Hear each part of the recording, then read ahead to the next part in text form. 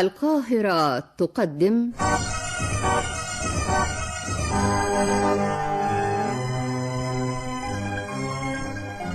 على اسم مصر. على اسم مصر التاريخ يقدر يقول ما شاء. أنا مصر عندي أحب وأجمل الأشياء.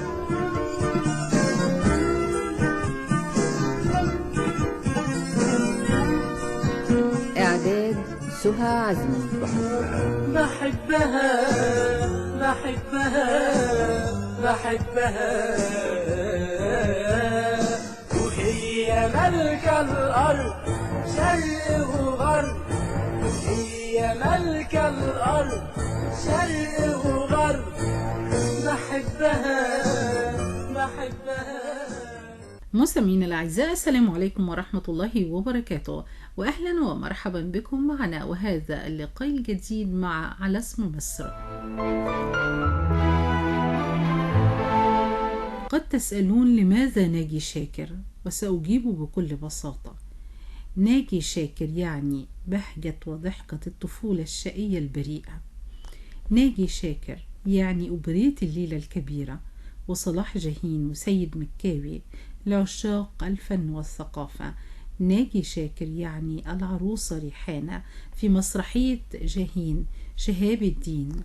ريحانة العروسة التي عشقها شاكر وجن بها، وبكل حتة منها تنطق في روحه.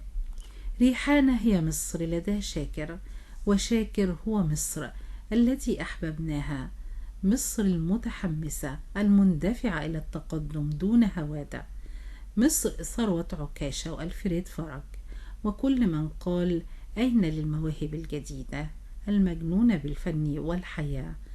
أعزائي، مع مصمم العرائس ومؤسس مسرح العرائس في مصر نقضي الدقائق التالية بعد تكريمه في مهرجان السينما في الأقصر بأيام.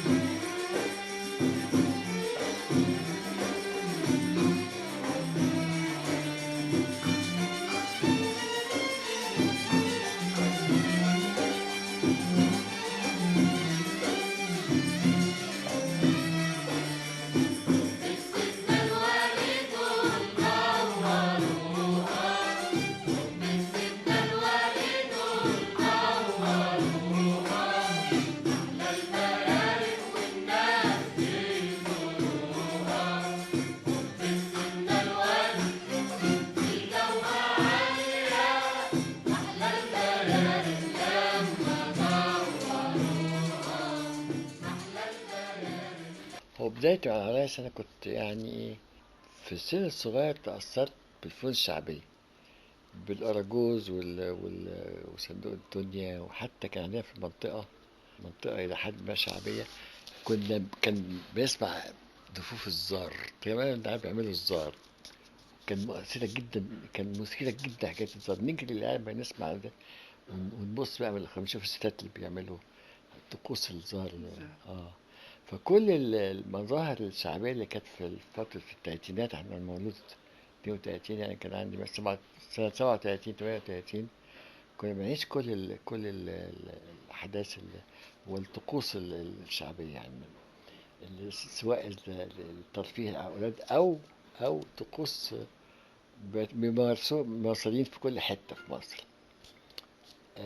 طبعا كان لها تأثير شديد في تكويني الوجداني، يعني وخبرات في السن الصغير دي اللي هي بتأثر فعلا. يعني كل خبرات الواحد بيقابلها وهو في السن من 11 سنين أو 10 سنين الأولين دول مهمة جدا، لأنها بتفضل في الجينات وفي النخاع لحد الواحد يكبر.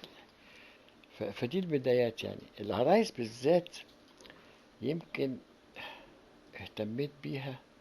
حكاية عروسة الورقة دي برضه لها دور مهم أوي. كان عندي 5 سنين وكان عندنا بنت مربية في سن المراهقة، 15 سنة، جاية من دلتا، من كوم حمادة بالذات. وبتعيش معانا وبتاخد بالها مننا وبتحمينا وتلبسنا وتاخدنا السوق معاها وكده. كنا بنروح معاها السوق ونرجع من السوق، كانت تعمل حاجة غريبة قوي، تجيب جورنال قديم وتطبقه وتقصه على شكل عروسة. فاحنا نقعد نتفرج شوف بتعمل كده ليه، تقول وتمسك العروسة الورقة دي وتبتدي تتكلم وتحكي لنا بقى، تقول لنا شفت معاكم البت اللي عينيها خضرا اللي في السوق اللي بتبيع الخضار، كانت بص لكم بصة عينيها دي تفلق الحجر، هموتها. تقوم جايبة دبيس وتبتدي تخرم الورقة بقوة وباقتناع كامل إنها بتعمل حاجة مهمة جدا عشان تحمينا من العينين دي ومن عين فلان ومن عين علان ومن عين. كان هذا الاهتمام وهذا المسرحية الصغيرة اللي بتقدمها لنا يعني مثيرة جدا. يعني ازاي الورقة الصغيرة دي، ورقة الجورنال الضعيفة دي، هتحمينا ازاي يعني؟ فدي بتخلي السن الصغير بيفكر، ما طبعا مش قادر يفهم يعني، انما اكيد في حاجة اما يكبر يمكن يفهمها يعني. ففضلت اللغز ده معايا الى ان دخلت في مجال العرايس بشكل احترافي، وفضلت طول الوقت معايا السؤال هذا المحير، ان فعلا تأكدت العروسة فعلا عندها سحر خاص. ايه هو بقى؟ انا لحد ما 70 سنة بشتغل في المجال ده ما قدرتش اكتشف الحقيقة، لانها العروسة مخبية هذا السر في صندوق بتاعها، لازم الواحد يلاقي مفتاح يفتحه، المفتاح ما لقيتوش. بس يعني انا تأكدت يعني انه العروسة قادرة على انها بإمكانيات بسيطة قوي، يعني بحتة قماش وحتة خشبة وورق، ممكن العروسة تنور الدنيا، تكسر الدنيا، ممكن تشع ضوء على العالم يعني. إنها عندها قدرة على مخاطبة المتلقي ساحرة ومبهرة يعني، ولا يمكن الفكاك منها. مغناطيسية يعني، عندها مغناطيسية غير طبيعية. لما دخلت الكلية برضو حكاية العرايس بقى ما يعني من خلال اهتماماتي، لأن أنا دخلت فنون جميلة، العروسة كعمل فني تشكيلي داخلة فيه اهتماماتي الشخصية. ابتدينا ندور بقى واحنا طلبة، طبعا ما كانش عندنا كمبيوتر وندوس على الزر نشوف الدنيا يعني. كان لازم نلف على السفارات ونشحت أفلام ونشوف كتب ومجلات، وعشان نزود معلوماتنا في أي مجال أنا بحبه أو أي حد مننا بيحبه. فبالصدفة وقع إيدنا، احنا كنا عاملين مجموعة كده صغيرة اسمها السينما المختار، وبنختار يعني بنعمل كل أسبوع كده حفلة نعرض فيها بعض الأفلام اللي نقدر نجيبها من السفارات. فوقع في إيدي أو في إيدنا احنا المجموعة دي فيلم غير من نظرتي الحياة، اللي هو فيلم لأكبر لأهم واحد عمل عرايس في السينما، اسمه جيري ترينكا تشيكي. عامل حلم الصيف 50 دقيقة بعرايس صغيرة قوي ومبهرة، 50 دقيقة مع مزيكا يعني زي حاول شكسبير إلى لغى الحوار. وكان في مندس كتب مزيكا باسم المسرحية دي. شفت سحر طبعا بهرني وسحرني، وانا اتسحرت بيه خلاص يعني. انا قلت هو ده اللي انا هعمله في حياتي، اللعبة دي. جيت فعلا طب مرحلة التخرج او مشروع التخرج، اخترت مشروع عرايس، اعمل سينما عرايس. فاساتذتي قالوا انت مجنون، عرايس ايه اللي انت عايز تعمله؟ عرايس اللي بيلعب بيها العيال. قلت لهم لا، ده في حاجة اسمها مصر عرايس وفي حاجة اسمها سينما عرايس. قال لي بص بقى، انت اول دفعه هتضيع نفسك ولا انت مصر؟ قلت لهم مصر. فوافقوا تحت الحاحي وضغطي، حسوا ان انا مجنون بالحكايه دي. فقالوا طب اعمل اللي انت عايزه، انت حر بقى، انت مسؤول عن اللي انت بتعمله. فجبت حدوته العقل الصباعي كانت بتحكيها لنا روحيه دي، وعملت لها سيناريو وعملت لها ديكورات. يجوا الاساتذه يبصوا عليا يلاقوني عمال. طبعا احنا كنا اول حد يعمل عرايس، اجيب جبس وسلك ومش عارف ايه، واعمل عرايس وابني عرايس واعمل ديكورات بالجبس. انت ايه اللي بتعمله ده؟ المهم في الاخر لما خلص المشروع واتعلق، الحقيقه انبسطوا جدا وحسوا بان انا دخلت مغامره تستحق التجربه يعني. فطبعا يعني ادوني حق يعني، وطلعوني الاول وكده. وعملنا معرض بعد مشروع التخرج الممتازة، بيعملوها معرض كل سنة.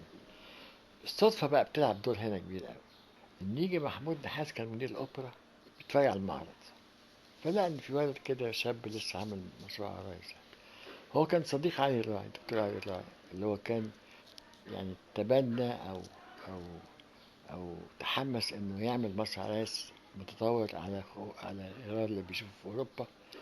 فكان ابتدى المشروع فعلا وجاب خبراء من رومانيا عشان ينشئوا فرقة عرايس في مصر. فهو النحاس قال له طب أنا في ولد في كل فنون جميلة عامل عرايس كده، ما تشوفوه يمكن يجي يشتغل معاكم. قال له صحيح في حد يعمل عرايس في مصر؟ قال له اه في ولد كده عامل متخرج لسه في مشروع التخرج. فبعتوا لي، راح الكلية، ما طبعا مفيش بقى نت وموبايل، فجاب عنواني وبعتوا لي جواب تعالى تقابل علي راي. قلت عايز مني ايه علي راي ده؟ فرحت، فقال لي انت، انا عارف انت عامل مشروع عرايس وكده. قلت له ايوه. تحب تشتغل في المجال ده؟ قلت له يا سلام، ازاي يعني؟ قال لي احنا جايبين خبرة. قلت له معقول بعد ما اتخرج مفيش بكام شهر حلمي ده يتحقق؟ ازاي يعني؟ يعني مش مصدق. قال لي انا عايز تيجي. طبعا رحت، كنت بشتغل في مجال كده، استقلت ورحت واخد شغلي ورايح. قابلت الخبراء، انبسطوا من الشغل، قلت عايز اشتغل معاهم. فقعدنا اشتغلنا، عملنا الاول عرض لشاطر حسن مع صلاح جاهين، اول مره اتعرف على صلاح جاهين. صلاح جاهين كان اول مره اتعرف عليه، وعلي اسماعيل مزيكا، وهم اتدربوا 9 أفراد لتحريك العرايس. قعد 8 أشهر نحضر العرض ده. والخبراء الحقيقة كانوا ممتازين جدا. كان من أهم المسارح الأوروبية في الفترة دي، اللي هو مسرح سندريكا العرايس بوخارست. وعملنا أول عرض بشاطر حسن، كسر الدنيا، وعرضناه في معهد موسيقى، مسرح معهد موسيقى. سيدنا الوليد نوروها، حبة سيدنا الوليد نوروها، محلى البيارق والناس بيزوروها. حبة سيدنا الوليد في الجو عالية، محلى البيارق لما دوروها، محلى البيارق لما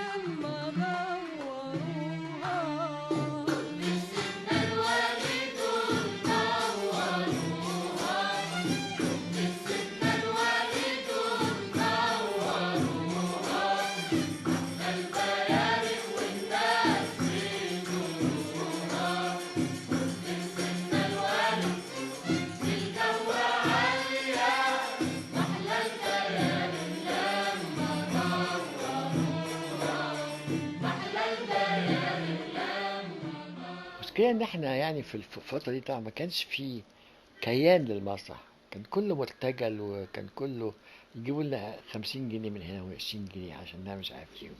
معناش لا مكان ولا فلوس ولا إمكانيات ولا حاجة. وبرغم كده طلع العرض في 8 أشهر. يعني برغم الظروف حطونا الأول في حديقة قصر العابدين، أوضة كده في البدرون اللي بتطل على الجنينة الكبيرة دي هناك. حطونا فيها، حط كراكبنا فيها الخشب والعرايس ومش عارف ايه، لحد ما ايه، لا طردونا من هناك، زهقوا مننا. فودونا في بدرون الأوبرا، ادونا أوضة كده في بدرون الأوبرا. وبعدين في الآخر خالص ودونا معهد موسيقى، حطونا تندة كده في الجنينة نشتغل تحت. يعني ظروف صعبة، وماديا وإداريا، في ظروف فعلا مش آدمية يعني. عملنا أول عرض، وده كسر الدنيا. شجع بقى الدكتور علي راح انه ينشئ المسرح. طمع، لا مش بس المسرح، طمع انه ينشئ فرقة تانية. فراح طلب من الخبراء يبعتوا 2 خبراء تانيين ويكونوا مجموعة تانية. فعلا جم الخبراء التانيين، عمل مجموعة تانية. أنا اشتغلت معاهم، لكن في دربوا في التصميم وكده، أنت ساعدتهم بس ما كنتش بشكل رئيسي فيها. فعملوا مجموعة من الممثلين ومن المصممين، وفرقة عملت فرقة تانية، عملوا حاجة اسمها بنت السلطان، وطبعا نجحت جدا برضه. الخبراء بقى هم ماشيين، الخبراء التانيين يعني قالوا لنا بص بقى، احنا في سبتمبر، الكلام ده كان سنة 60، بداية سنة 60. قلنا في سبتمبر نفس السنة عايزين هنعمل عندنا مهرجان عالمي للعرايس، أول مهرجان بنعمله، ما تيجوا تعملوا حاجة مصري بقى وتيجوا تشتركوا. قلت لهم يا سلام، بس كده حاضر. فرحت علي لا، قلت الناس دول عزمونا نعمل حاجة للمهرجان. فقال لي طب اوكي، لو عايزين اكتب لي مشروعك ايه وعايز تعمل ايه ونفذ. فكلمت صلاح جاهين، قلت له صلاح جاهين بص بقى، انا بس علينا كبيره في الراديو بتاعت كانت وانت سابق كام، شيء مبهر. ما تيجي نعملها العرايس، قال لي مجنون نعمل مود على المسرح؟ المسرح بتاعكم قد كده، ازاي نعمل مولد؟ المولد بقى انت عارف الزحمه والناس والهيصه. قلت له يعني انا متصور ان احنا هنبسطه ونعمله بشكل كويس، وان احنا هنعمله زي ما تكون متفرج بيتفسح في المولد، بيشوف مشاهد. بس انتوا عاملين مشاهد مدتها 10 دقايق، عايزين نمدها نص ساعة عشان نكمل صورة المولد تبقى مكتملة أكتر. فنعمل بقى شوية مشاهد تانية. قال لي برضه اتكلم سيد مكاوي، كان برضه شاكك. سيد مكاوي قال وماله، ما نعمل يا أخي، ما نعمل. فشجعه. فابتدينا نفكر في أفكار، ننزل موالد ونجيب صلاحي اقترح أفكار، وسيد أفكار، وأنا اقترح أفكار، لحد ما استقرينا على بعض أفكار. طول الليل بقى صلاح يكتب وسيد يغني ويلحن وكده. قعدنا في حوالي شهر خلصنا الليلة الكبيرة اللي اتقدمت. في الوقت كان صغير جدا الحقيقة. أنا عملت كان 45 عروسة في شهر ونص، شهرين. رحت موالد في الصعيد، موالد يعني الخزين بتاعي. وأنا كنت ساكن في منطقة برضو زراعية. حتى أنت عارفة في الكلية لما كنت بتعدي كوبري الزمالك كان ريف، حتة مهندسين، ما كانش مهندسين دي خالص، كان ريف. كنا نقعد في القهاوي هناك وجاموس وحاجات كده، حقول يعني منطقة ريفية. ف فالخزين عندي كان سهل ان انا اطلع منه هذه الشخصيات. طبعا الحاجات اللي ضافوها صلاح وسيد برضو خلت الصورة العامة يعني اشمل. كان ممكن تبقى اكتر من كده، لكن احنا قلنا كفاية كده عشان ميبقاش طويل وعرايسه كتير قوي وهذا الكم احنا اتفقنا ده كافي انتصار المولد يعني. بس انا اشتغل ليل نهار، جبت كل النحاتين. انا بنعمل عرايس خشب، نحاتين كلهم اصحابي من خريج الكليه اشتغلوا معايا طول الليل. 45 عروسه عملناها في حوالي شهرين. صعب قوي يعني. وبعدين تلبسيهم وتكحلكيهم وتعملي له ميكانيزم وتلبسوهم ونلونهم وتدرب عليهم، كلها في فتره صغيره قوي. الحقيقه كان تحدي. المهم خلصناها وحطناها في صناديق، ما عرضناش في مصر، حطناها في صناديق عشان نسافر بالبحر قبل المهرجان بحوالي 3-4 أسابيع. فسافرت الليلة الكبيرة بالبحر. الحقيقة أنا للأسف ما حطوش اسمي في المسافرين، ما أعرفش المقصود ولا غير المقصود، مش مشكلة، لكن المهم سافرت على حسابي ورحت المهرجان. بس للأسف رحت بعد الليلة الكبيرة اتعاد بيوم يعني. الصحاب بقى اللي هناك اللي هم علمونا بقى، أول ما رحت تقول إيه يا مجنون اللي أنت عامله ده؟ قلت له في، أنا افتكرت عملت شغل وحش قوي. قلت له وحش؟ قال لا أنت مجنون، بس عملت حاجة جديدة. يعني هم انت عارف كل بلد في العرايس لها مدرسة. احنا اتعلمنا مدرسة روماني. انا بقى كان ليا رؤيتي الخاصة، أنا مش لازم يعني اللي اتعلمته ده اتعلمت بدخل، لكن انا فنان اعمل اللي انا عايزه بقى. ففعلا عملت كونسبت جديد مختلف للعروسة بنحت، وما فيش عينين ومفيش بق يمكن وفي تلخيص شديد قوي، بحيث انه هو ده اللي انا شايفه ان العروس لازم يبقى كده يعني من وجهة نظري يعني. فلما هو شافوا هذا القفز اللي في تناول تشكيلين العرايس يعني، فادونا الجايزة التانية في تصميم العرايس، لأنه حسوا إن أنا حطيت لمسة جديدة مختلفة. معرفش بقى هم في نوع من التشجيع برضه، لأن إحنا برضه كنا لسه تاني سنة في العرايس، وكل ال 27 دولة اللي معانا بقالهم 20 و30 سنة بيشتغلوا في العرايس. الليلة الكبيرة يا عمي والعالم كتيرة، مليين الشوادر يابا من الريف والبنادق. الليلة الكبيرة يا عمي والعالم كتيرة، مليين الشوادر يابا من الريف والبنادق. دول فلاحين ودول صعايدة، دول ملكنال ودول رشيدة. بالليلة الكبيرة يا عمي والعالم كتيرة. بالليلة الكبيرة يا عمي والعالم كتيرة، مليين الشوادر يابا من الريف والبنادق. بالليلة الكبيرة يا عمي والعالم كتيرة، مليين الشوادر يابا من الريف والبنادق.